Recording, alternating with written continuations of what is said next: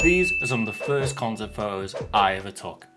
At the time, I thought they were amazing, but I probably wouldn't post them now. And while I say that, they're still important to my photography journey. Hi, I'm Zach.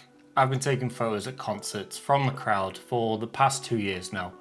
And today I'll be going through some of my old photos and pointing out the mistakes I made early on so you can avoid making them at the start of your journey as well. So we may as well start with the very first concert I ever decided I wanted to take photos at, and that was Architects in Copenhagen back at the start of 2024. At the time, I didn't have a camera that I could get into the venue.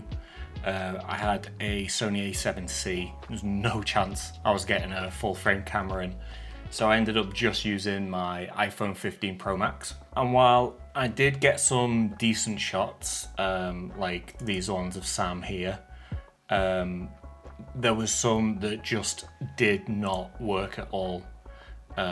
These ones of Courtney from Spirit Box are not the best at all. This is because you have no real control over the settings on an iPhone camera, and it just ended up doing whatever it wanted to expose the scene properly. And that meant dropping the shutter speed just way too low. Obviously, dropping your shutter speed can work if you're going for that look, but in this situation, it just does not at all. And that's the first problem I really want to talk about, is not having control over the amount of light that goes into your camera. Constant lighting can just be absolute chaos. Like 1 minute it'll be pitch black, the next minute there'll just be a white spotlight straight at the camera. And if the camera is deciding the exposure, it will just panic. And when it panics, you end up getting pictures like this. So my fix for this was to get myself a point and shoot, but I don't want this to come across like you've got to buy expensive gear. It's not that at all. I initially just ended up buying the cheapest point and shoot I could on MPB. I think it was an RX100 Mark II. I think it was maybe less than £200. I've since upgraded again, but my point being, you don't need to go out and buy the most expensive camera to take concert photos. You just need a camera that you are able to control the settings of. So like I mentioned, I upgraded again at the start of 2025. I got the Sony ZV-1. I used it a handful of gigs, but the main example we may as well use is another Architects gig. So if we have a look here at some of the better ones. So obviously same band, same kind of venue, same sort of lighting, and just immediately looks 100 times better. This is because I'm in control of the amount of light that is hitting the sensor. The ISO is probably still a little low, to be honest, but the shutter speed is also a lot slower, so it's letting more light in. Oh, my doorbell's just gone. For fuck's sake. Of course, the fucking light arrives as I start filming this. I've completely lost where I was. So as you can see with this image, the exposure is already like 10 times better. And this is ultimately because I'm able to control the settings myself and not relying on the auto settings of an iPhone. So this one is a point I'm still working on myself. There's still examples from this year where I'm not doing this, but it's something I'm actively working on. So like I say, if you can work on it a lot sooner, then you'll be in a much better place than I am. If we look at this Polaris gig from, again, the start of 2024 and scroll through these images, what do you notice? Every single picture is taken from the exact same angle. And I'd do this all the time. I'd get to a decent spot, I'd just lift my camera from there and stay there the whole set. Not really because I wanted to, but because I felt safe. I had the space where I wasn't getting shoved around, and I could actually focus on getting decent images. And ultimately that just led to all of my pictures looking the exact same. So this is Polaris, every image looks the same. This is Neck Deep from this year. Like I say, every image just looks exactly the same, and when you go to post these on your Instagram, on your portfolio, it just looks kind of boring. So what I've been actually trying to work on is not necessarily my confidence with a camera, it's more my confidence in a concert environment. One thing I've been doing is using mosh pits to move around a lot more, learning how to move around in a mosh pit safely, when to actually put the camera down and help people out in the pit, making sure I'm not getting in people's way and annoying people, things like that. And the perfect example for me of this, where I've executed this perfectly, is Guilt Trip in Manchester at the start of 2025. You'll see here, got a load of pictures from this side of the stage, and then we move across to the other side of the stage.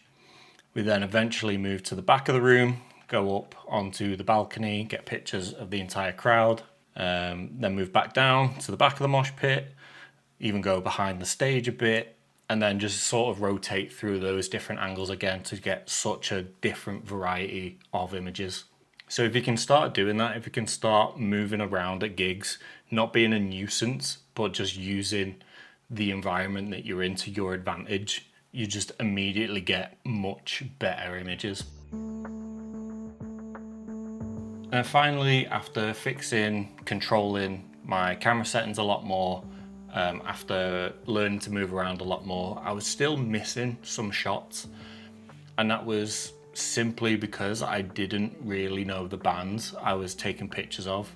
Again, we'll use Guilt Trip as an example, not this show, but the first time I saw them was actually them opening for Landmarks. And something that Jay did that I didn't know, Jay the vocalist, was he would stand on the barrier and do sort of the last song, half a song, like with the fans right in front of him, holding the mic out to the crowd, things like that.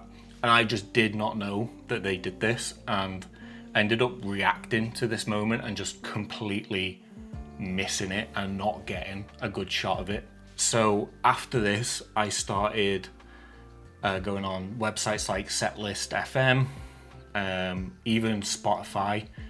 People will make playlists of band set lists, watching videos online of the different bands I knew I was going to see at a show, and just knowing what they did during their shows, the moments that I wanted to capture, so that I was never reacting to that moment. I knew, okay, this song's playing now, I want a picture of this. So then my good example of this is Bleed From Within at Download. So I'd seen them open for Slipknot the December previous, and something that Scott did, their vocalist, was pretty much the same as Jay. During their last song, stood on the barrier, I think he even crowd surfed a bit, to be honest. But he got with the fans, and again, it's just such a cool moment having the singer, the vocalist, like right up with the fans and all the hands in the air reaching up to him.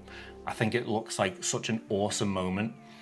So at Download, when they started playing their last song, my only focus was get a picture of Scott and the crowd. So as you can see here, all of these images here are just of Scott and the crowd, because I knew I was going to miss some. There's moments like this where a crowd surfer gets in the way, or security jumps up, or he's even just facing the other way in the crowd. But I knew if I took enough, I would get a picture in a moment that I wanted. And yeah, I got a couple, and they're genuinely some of my favorites of the whole weekend. So yeah, just do your research on the band you're watching. You may know like the headliner, and that's the whole reason you're going, but have a look at the openers and the sub-headliners and things like that, and learn what they do at their shows, because it might be them that help give you your break, give you your push, repost your work. And that's how you grow, not just relying on the one band that you're actually there to see. So the point in this video was to point out that none of these improvements came from having better access, knowing the right people, or owning the most expensive gear. It was just simply because I was able to control the settings on my camera, I was moving around a lot more, and I was researching what happens at the shows I was going to watch. So if you're shooting from the crowd right now and you feel like your photos just aren't where they should be, you're probably only one of these fixes away from a massive improvement in your images. So try one of them at your next gig and just see what happens. If this video has helped in any way, please leave a like and let me know in the comments if you want to see any more videos like this. And if you do try any of these at your next show, hit me up on Instagram at ZachBPhoto. I would love to see the photos that you get. Thanks for watching, and I will see you in the next one.